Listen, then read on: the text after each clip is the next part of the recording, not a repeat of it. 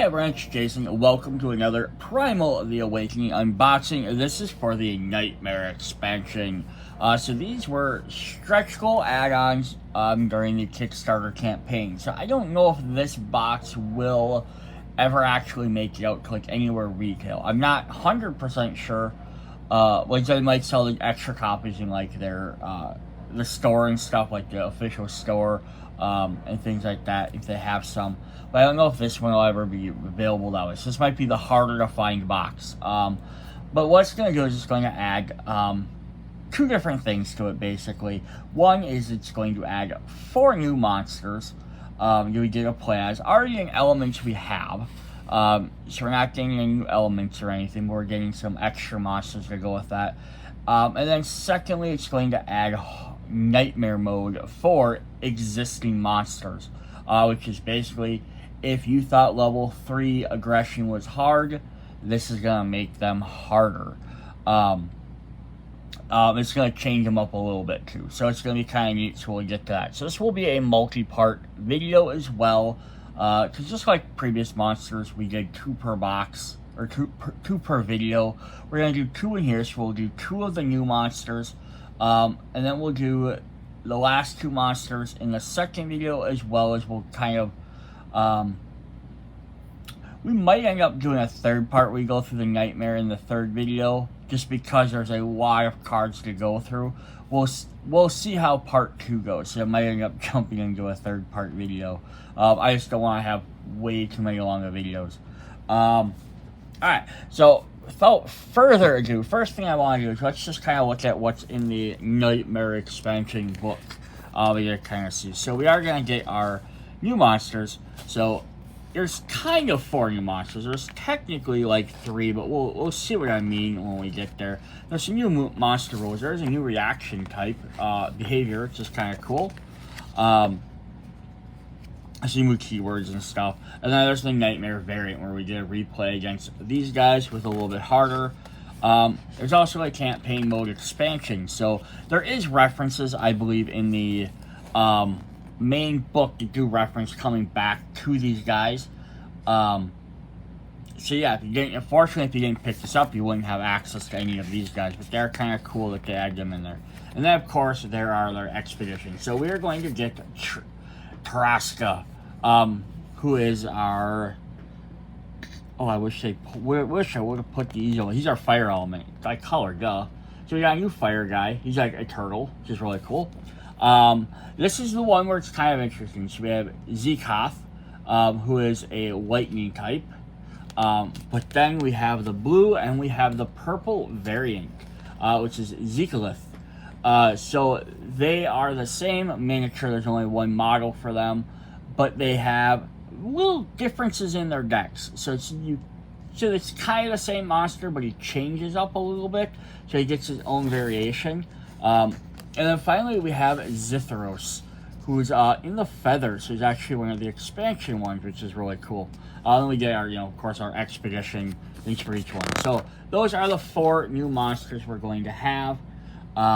We are going to hop right into them. I just want to get right into them immediately. So cool. We're going to start with Tarask here, who's our big, giant, fiery turtle, which is really neat. So he's like a molten turtle. He's got his spikes everywhere. The honestly sometimes look like they're just ripping out of him, plus a big spike tail. So he's like a turtle / armadillo. No extra special mechanics on his board. He is weak to water and ice. Kind of makes sense. He's a fire guy. You're going to put him out with water and ice. Obviously, like I've said some of the other miniatures, be careful when grabbing him. These spikes are sharp, especially if you grab them by the tail. But yeah, that's really neat. And I love also you can like see into his mouth. Like, see the detail of what you got. Like, they make like little teeth into the mouth. Like, you can kind of see actually into the mouth. Like, they didn't have to do that much detail. I'm not going to be mad that they did, but definitely awesome. So let's see what this beastie boy does for us. I'm going to zip my camera back down a little bit so we can get a little bit closer, because zooming in tends to make this stuff hard to read, especially with this special texture on some of these cards. Alright, so we have in Prologue, so these would be just like any other monster. You can play them in Prologue, aggression level 1, 2, or 3. However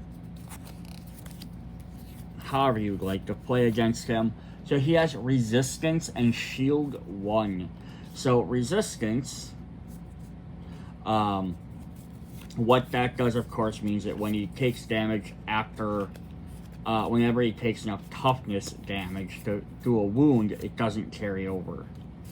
So that does make him a little bit harder to beat, because that means that if you do that 5 per player, so again, let's do 2 players, you do 10 damage, you do 15 damage, he only takes the 10 damage, gets his wound, and then he ignores the rest of it. That does make him a little bit harder to fight.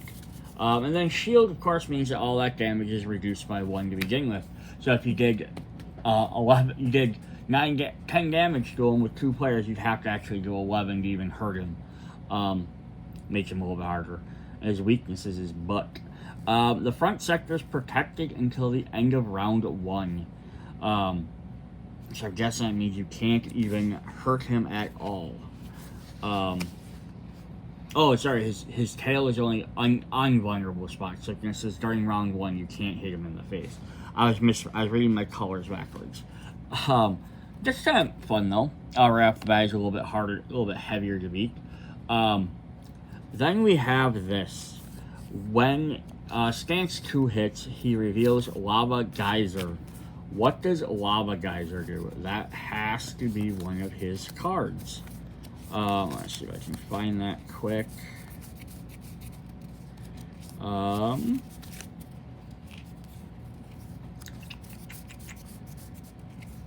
don't look at these before I do the video. That's why sometimes I have these little moments where I'm like, where is this thing? Oh, when revealed, Lava Geyser. I wonder if that's just an ability that triggers for him. And it's not a card. Aha. I bet you that is what it is. I remember we have his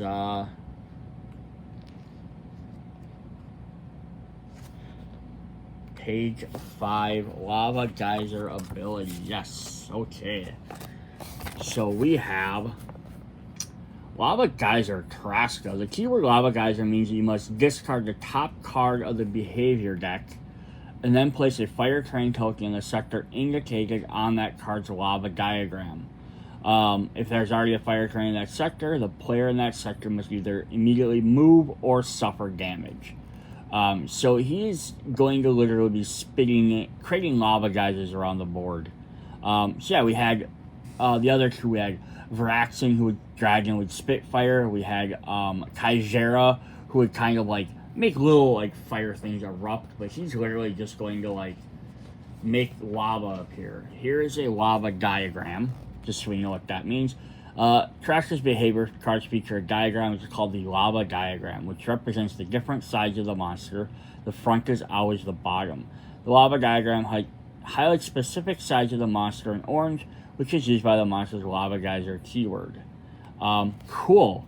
So that means that when he flips over to stance 2, he's going to lava geyser. So you're going to discard the top card of the behavior deck, and he's going to trigger a lava somewhere.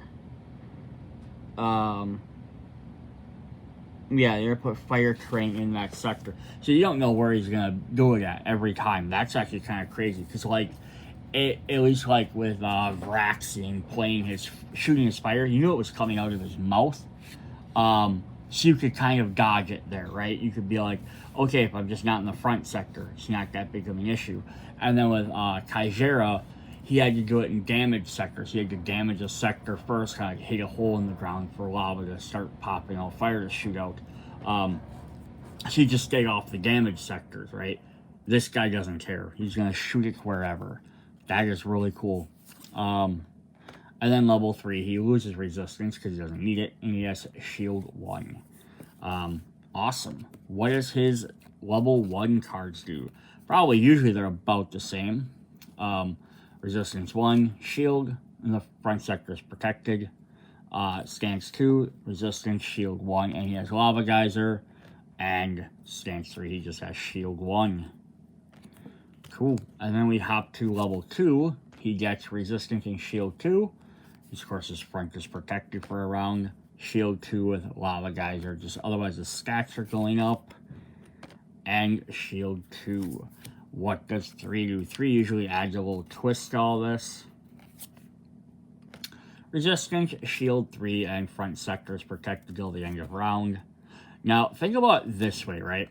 So, if you're playing level 3, and if for some reason you can upgrade your weapon past level 1, I don't know why you'd be playing with that and you're using your basic weapon, but let's say for some dumb reason you're trying to play a really hard mode, you wouldn't actually be able to hurt him because your level 1 weapon only does 2 damage. Your basic weapon. Even most level 1 weapons only do 2 damage. So if you can even switch to a different element, like, right, you'd have to be at a level 2 or 3 weapon to even hurt him. Otherwise, he's going to immediately block all 3 of that damage. It's just something to think about, right? Alright, then he has Resistance, Shield 3, and Lava Geyser. Just stays pretty simple. Oh, okay, then his third one gets nasty. When revealed, resolve Lava Geyser twice. Cool. And there's always that potential with that he could hit the same spot twice, which means you get hit with fire, you know, which then second time would set you on fire and burning. Cool. And also remember, any sector that has fire means you can't play cards in there, and it takes 2 turns for that fire to go away. End of round 1, it turns yellow, and the next round, it finally disappears. If you're in an area of fire and you get another fire and you get a burning token, which then what happens is next time you empty your deck, you take your fatigue damage, which is your weapon damage, and then you also take burning damage, which is the same thing. You take that twice. So yeah, being in a lot of fire everywhere is not ever a good thing.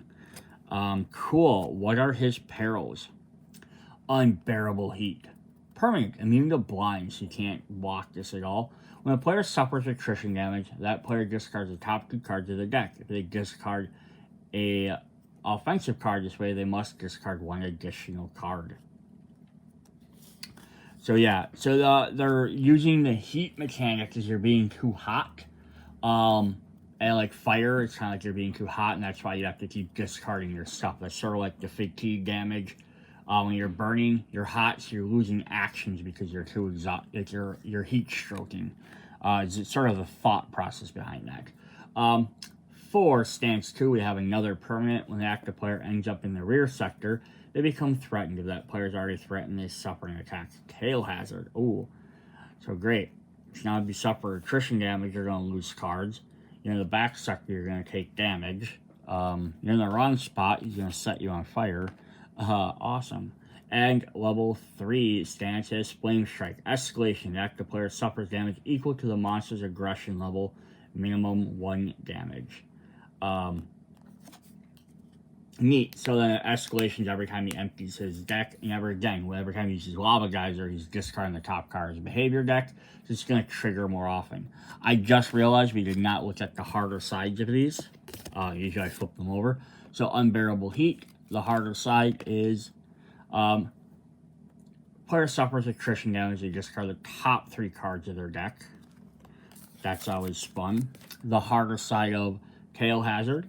Suffer damage +1, and the harder side of Flame Strike is the active player just suffers an attack. What did the other one do there? Equal to the monster's aggression level, so that might be 1, 2, or 3. Here, it's just going to straight up do an attack to him, so it's going to be a lot more damage. That's fun. Awesome. And then we have his objectives. So we have some way of kind of going back at him. We have Cracking the Shell. This is a permanent from stance 1. Fire or attack. If you're in the flank sector, place a counter on this card. When there are 4 per player counters on this card, Tarask's shield value is reduced to 2. Okay, so cool. So if you like get on the side and you hit him, you can basically get rid of that shield. That's kind of neat. Instead of it's permanent, it could end up lasting up, and you might not get it for some reason done until stance 3 for some reason. And And the other side is the same thing, 4 per player on this card. Nice, you just have to play a red when you're in a flank sector. And you can do that more than once per turn. So the quicker you can do it, great. And it's kind of neat, because if you destroy it in stance 1, it's a permanent, so his shield value stays reduced throughout the entire game. So, yeah, you could finish it in stance 1, you could finish it in stance 2, stance 3, it doesn't matter. He'll still be weak. So that's kind of fun that it doesn't, like, reset or anything. Alright, let's take a look at his cards. So, start off, we have his fun little face there. We have, if you're triggered, not triggered, targeted. He has Molten Tail. So there's his Lava Geyser thing. So this means when he's facing this direction, he's facing forward, us viewing him, the left side will get a Lava Geyser. But that only happens if he's using that Lava Geyser ability. I don't think it just triggers. It's not going to trigger just by playing this card. It has to specifically have a lava diagram. So yeah, we'll see how many other cards trigger that. So it says, you gain struggle per player -1. Active player suffers an attack unless they reveal a green dodge from their hand. The harder version, just struggle 1 per player. And they have to discard a green instead. Another targeted, triggered. I just keep saying targeted. Targeted? Now I'm getting my words all confused. Barbed Tail. Gains struggle per player -1. Active player suffers unless they reveal a yellow parry from their hand, and it'll be the same thing, except you have to discard it. So 1 of each. It's kind of cool. At the end of the round. Dun, dun, dun. Insufferable Pressure. Each player discards a number of cards from the top of their deck equal to the current stance number. With every tremor from a volcano, a violent frenzy takes a hold of you. It makes you faster, stronger, and more ferocious. Ooh, cool. Yeah, so he's going to want to keep emptying your deck to get you that fatigue damage, like, again, heat stroking kind of thing, or eventually if you're burning, it's going to hurt even more, because you'll do that better. So each discards +1. So it might be 1, might be 2, could be 3. Harder ones are 4, possibly. Still, like, that doesn't seem like much, but it adds up if it hits too many of these things at once. Alright, so he's got a new activation icon we haven't seen before. So this just says, if you have an attack card in your sequence at the end of your action, it triggers. Attacks with stealth do not trigger this reaction. So it still doesn't trigger if it's stealth, but yeah, as long as you have a red. Usually it's when you play a red, then it does it. Here's if you play one, but it'll hit at the end of the round. Or at the end of the action phase. So it takes a little while. So it's a neat way to do it. Scalding Ground. If the active player discards a number of cards from the top of their deck equal to the current stance, resolve the boost effect of this card only if Tarask is in stance 2 or 3. And boost 1 turns its back to the active player. Ignore the monster rotation step at the end of this turn. So he's going to flip around. Oh, because all of his cards, his tail is not vulnerable. So yeah, like some monsters want to keep turning to face you.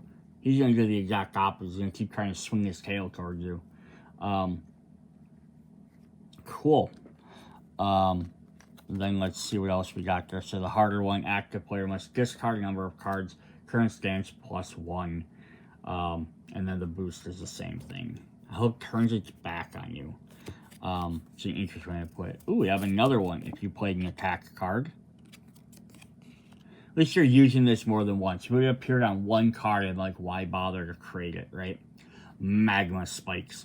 If the top card of the active player's discard pile is an offensive card, that player suffers an attack. Resolve the boost effect of this card only if he is in stance 2 or 3.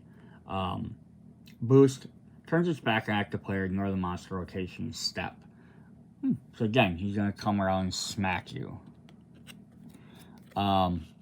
And the same thing here. The first cards on top of the active players must discard power as an offensive card. They suffer an attack. And then stands 2 or 3, turns his back, ignore the monster. Doesn't even have the boost anymore. Then if he does rotate during this turn, which is usually a tail effect of some sign, he has Pyroclasm. Each player in the flank and rear sector suffers an attack unless they discard a green dodge. If no player suffers this way, he gains 1 struggle per player. So if somehow every player is in the front sector, or if they just all dodge it, he gets extra struggles. You might have to decide, can someone afford to take it, or can he afford to have that struggle? As Tarask moves past, the lava flowing underground boils fiercely, and the fiery jets burst through the ground.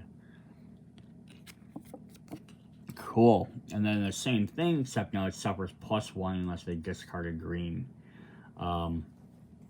Nice. If you are in his front sector, is he going to bite you? He's going to, he has an Ember Shield.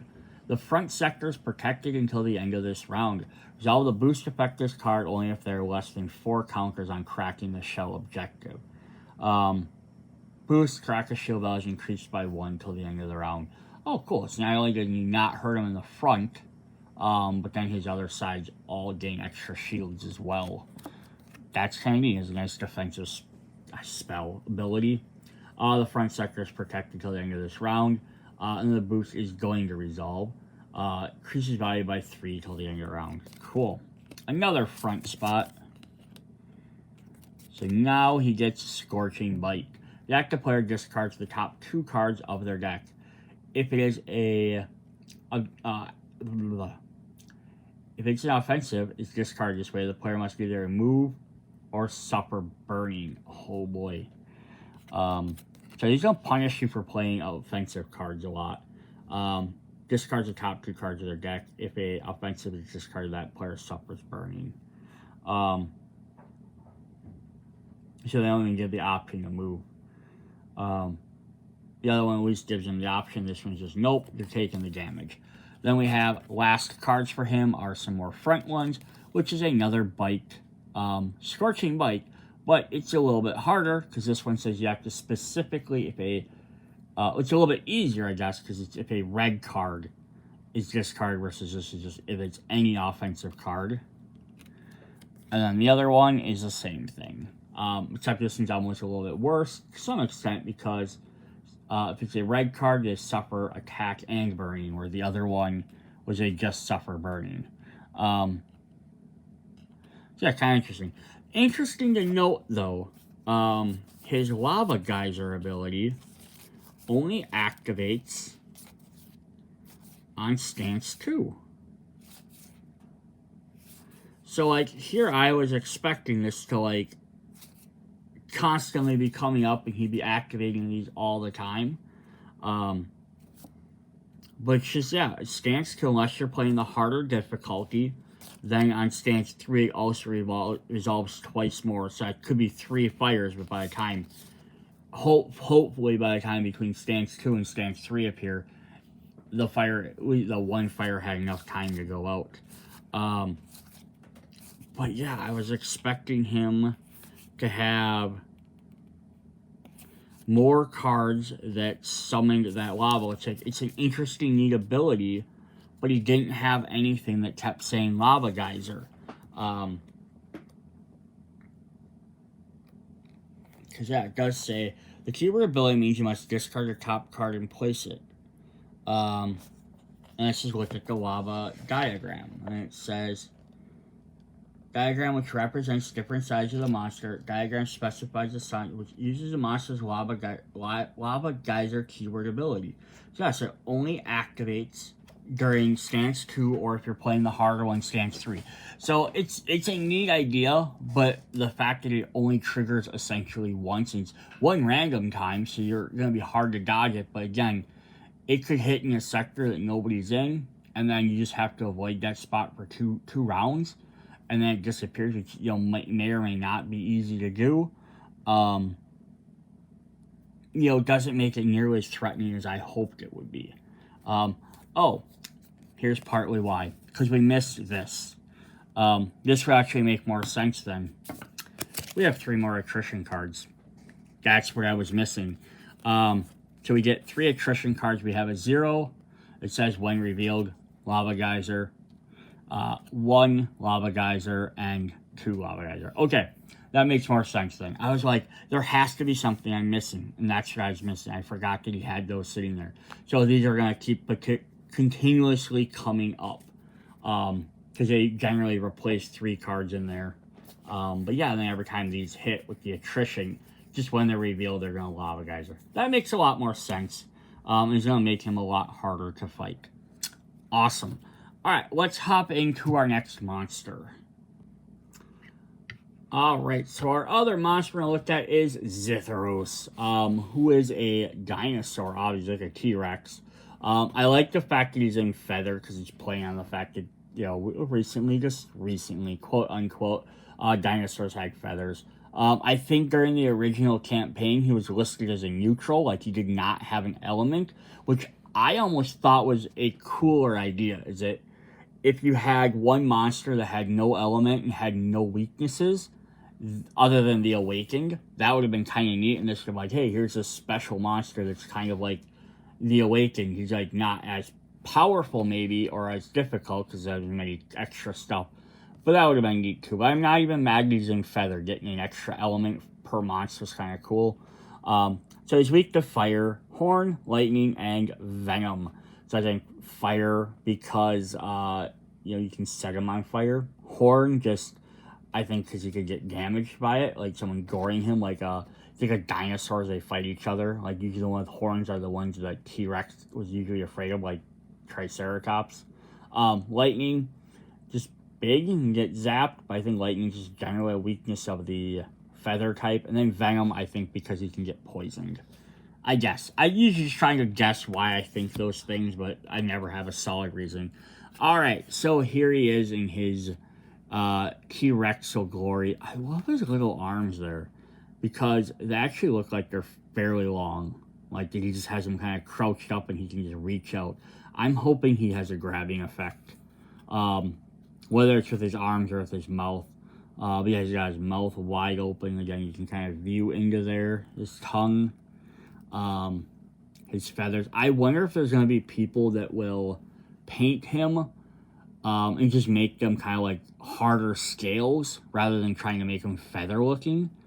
That'd definitely be. I would almost love, which one thing I love about like a game with some, like most miniature games, I would love to buy, like if I painted, I'd love to buy 2 copies of everything, so you could have alternate paint jobs. Because you could imagine painting one where he looked like the boxes with the pink and purple feathers and he's white, then paint one so he looks more like they're just like hardened scales. That would definitely be cool as well. Oh no, my stance cards got all mixed up. There we go. Alright, so we have him. He's going to have some extra special cards as well, which we'll get to when they mention him. Why are you not focusing for me? There we go. Alright, so prologue. We have stance 1. We have Xitheros cannot be taunted or confused.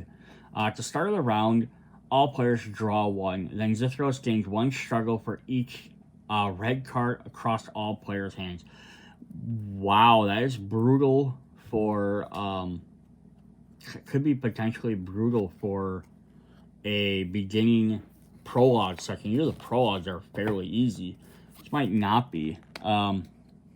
It stands 2, he can't be taunted or confused. When revealed, Xitheros gains struggle for each red across all players' hands, so he's going to punish you for having red cards, or at least holding on to them. Can't be taunted, stunned, or confused.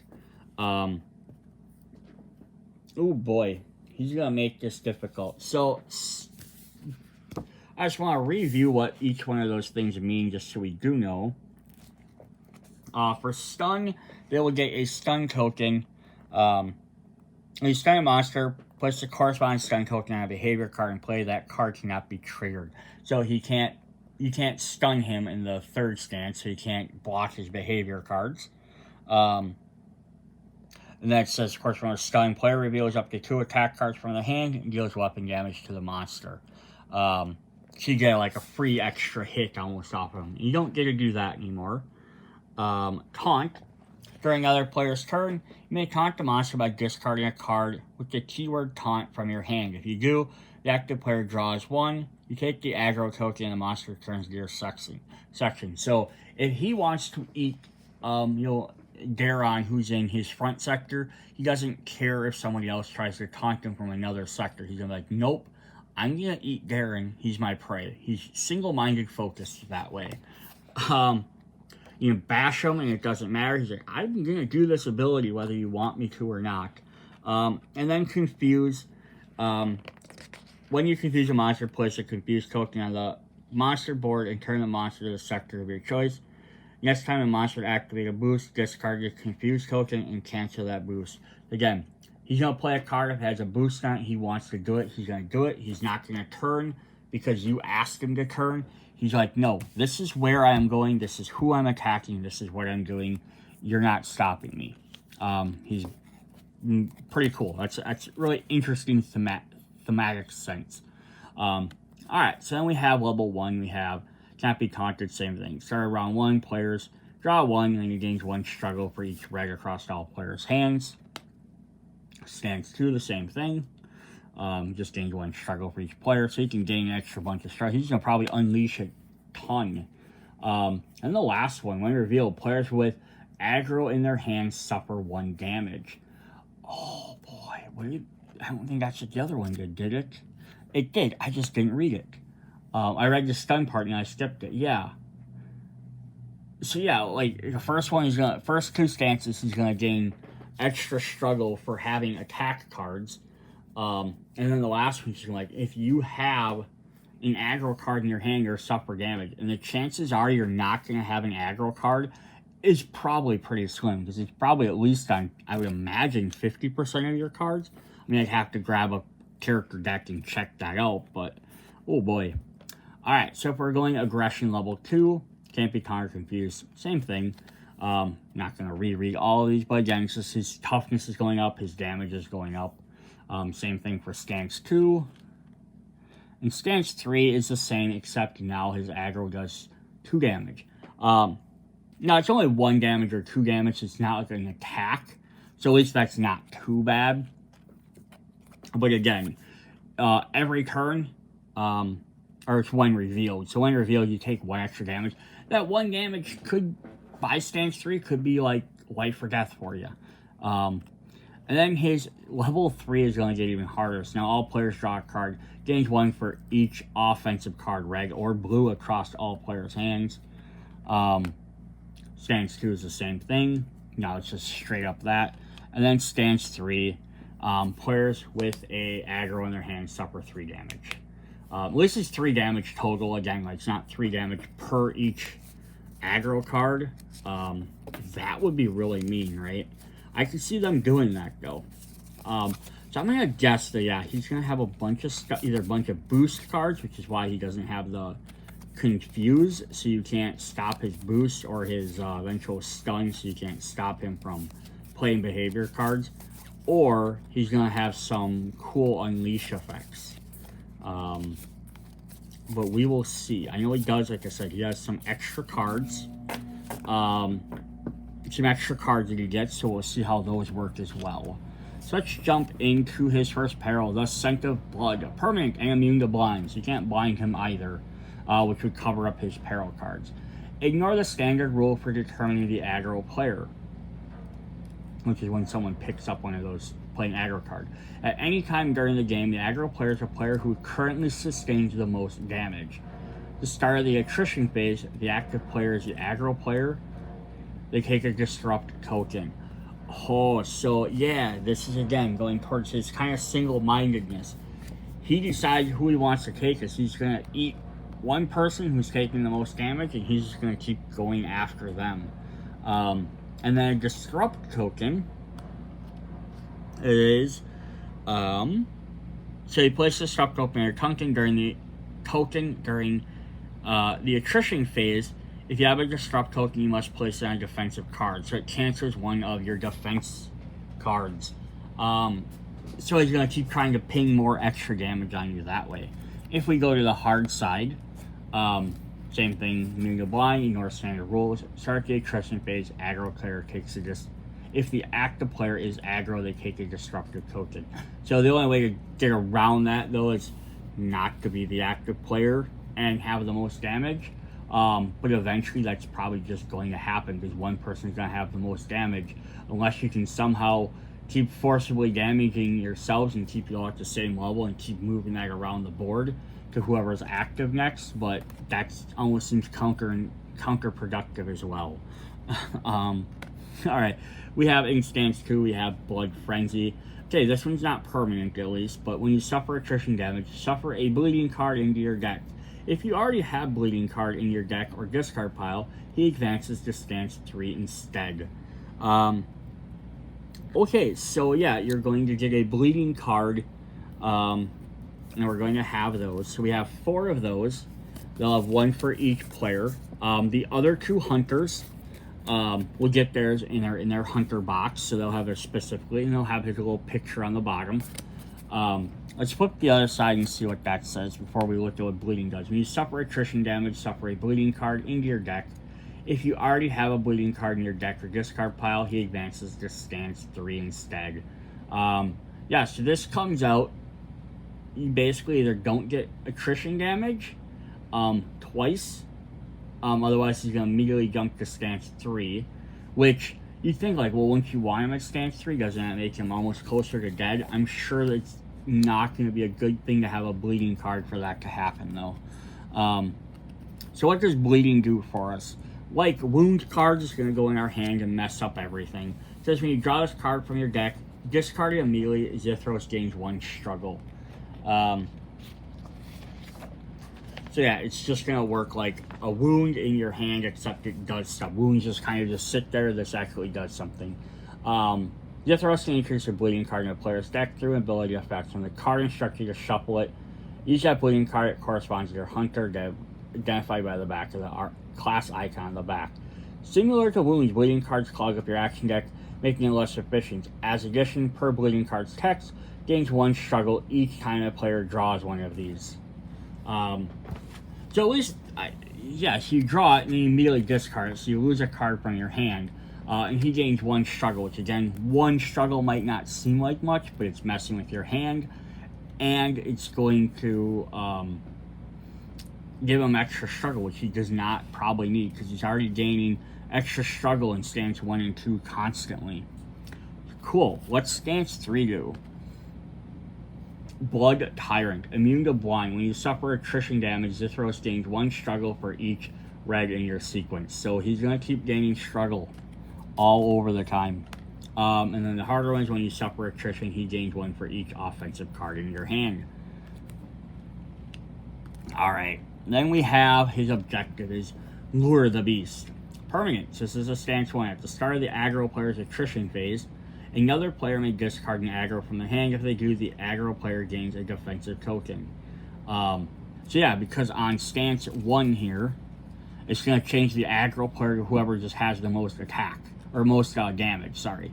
So at least then now for the game is, at the start of the attrition phase, if you're like, okay, the guy that has the most damage can't keep taking damage, you can at least, someone else can discard an aggro token. Instead of drawing the aggro to them, they can at least help block that, that aggro by getting the defense. I was looking to see, there's something I was going to look up for him, and now I don't remember what I was going to look up.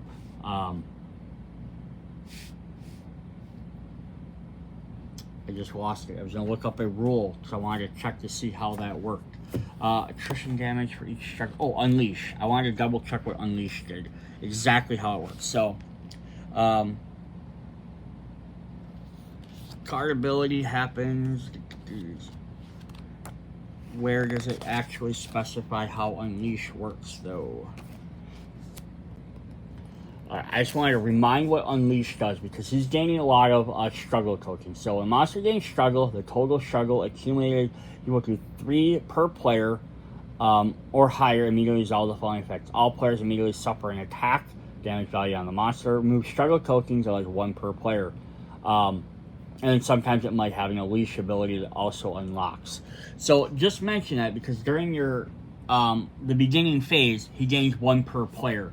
So if he already has 1 per player, like he unleashed the previous turn, he has 1 per player. He gains a second 1 per player. So he only needs if he is if you're playing a 4-player game, at that point you'd only need to gain 4 more to unleash another time. So it'd be 3 per player.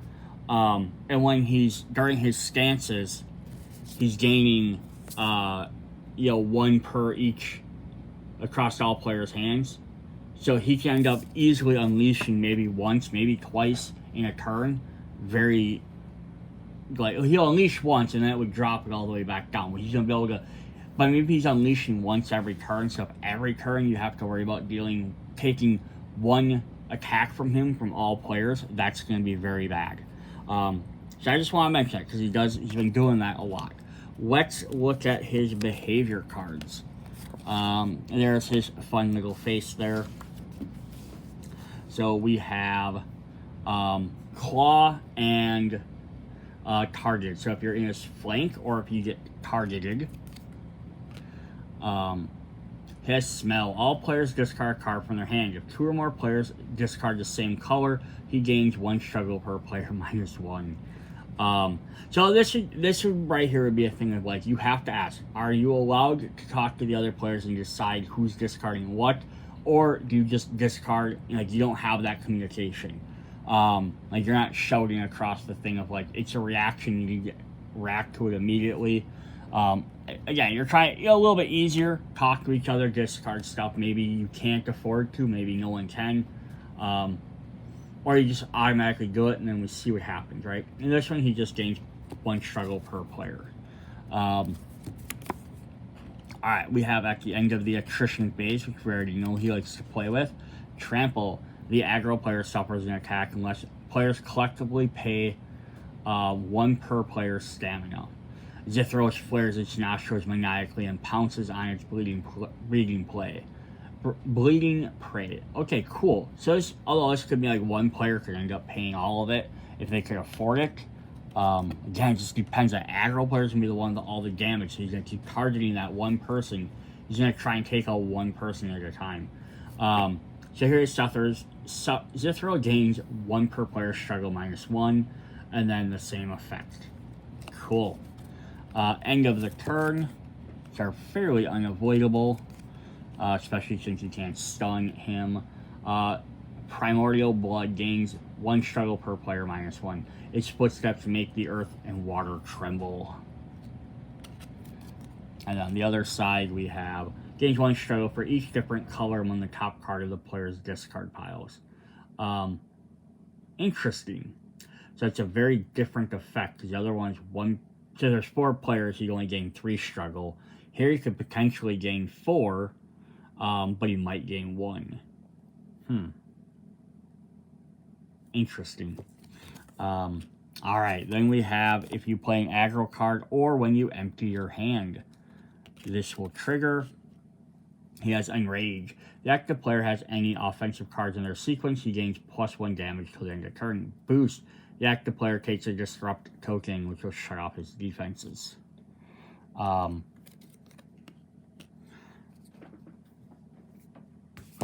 then the other one is +1.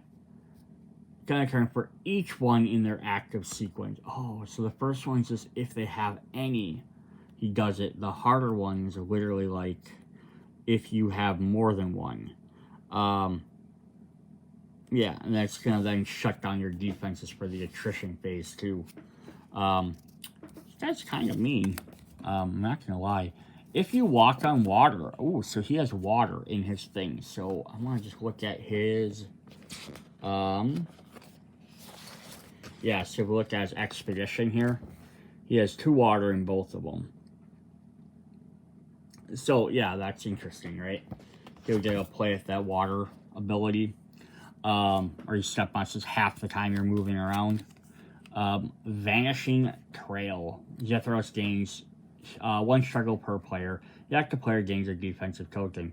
Oh, so this is kind of interesting. So, like, he's going to gain the struggle because he's getting frustrated, but he's kind of, like, loses who he's looking for, essentially, because they ran through water. So the water, like, washes off the smell. That's kind of neat. And then 1 struggle per player and a defensive token.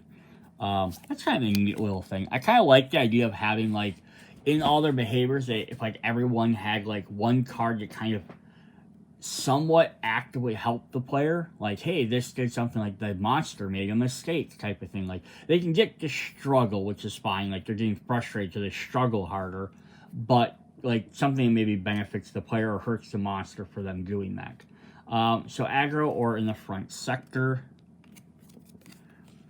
he's going to have the active player suffers an attack unless the active player in adjacent sector discards a red card from their hand. If they do, the active player draws a card. Oh, this is chomp. He's going to chomp on you. And then the harder ones, damage +1. Interesting. Then we have when your hand empties, or when your hand empties or you play a green card. Oh. The Roar of Tyranny. The active player suffers an attack unless the top card of the discard pile is a defense card. Boost, the active player becomes threatened. Same can trigger some of the other cards. And the harder one is active player becomes threatened unless they becomes threatened, automatically threatens them, and then they suffer unless the top card is a defense card. And then the boost is enhancement. The top card has to be green instead. Oh boy. Yeah, he's kind of a pain. Front facing him, he's going to do a Snarl. If the active player has a red in their hand, they take a disrupt token. And the boost just rotates +1 attack to the end of turn. And the harder one, if the active player has a red in their hand, they take a disrupt token. If they have 2 or more, they take 2 instead. And then the boost gets him +2 attack. And then his last 2 behavior cards are if you're in the tail sector or if you get threatened. He's going to swoop. The active player discards a defense from their hand or his harder version. The active player's helm and armor cards are considered to be blank until the end of the scenario unless that player discards a green card from their hand. What? That's not even fair. Because this could come up multiple times.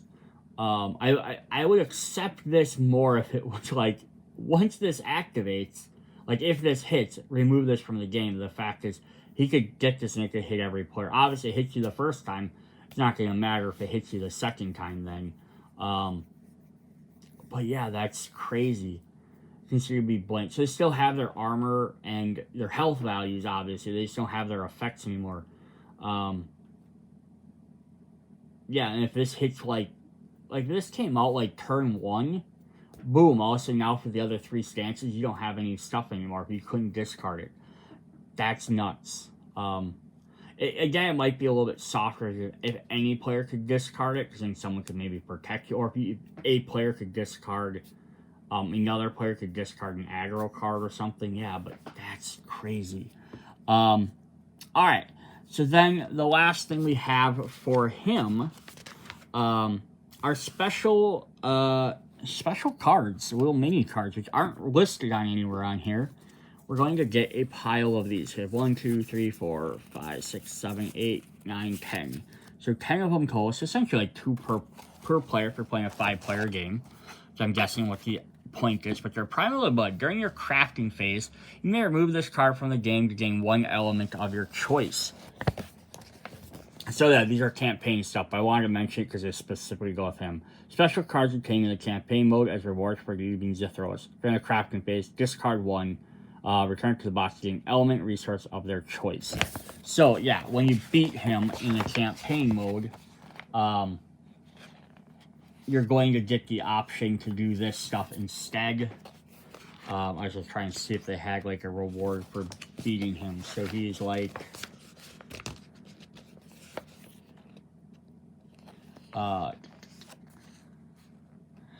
so like just the Meyer spoiler, I'm not going to show the picture for that reason. I want to spoil it, but just to say it. So like when you beat him in his one thing, you're going to gain your 2 Primordial Blood cards for each player.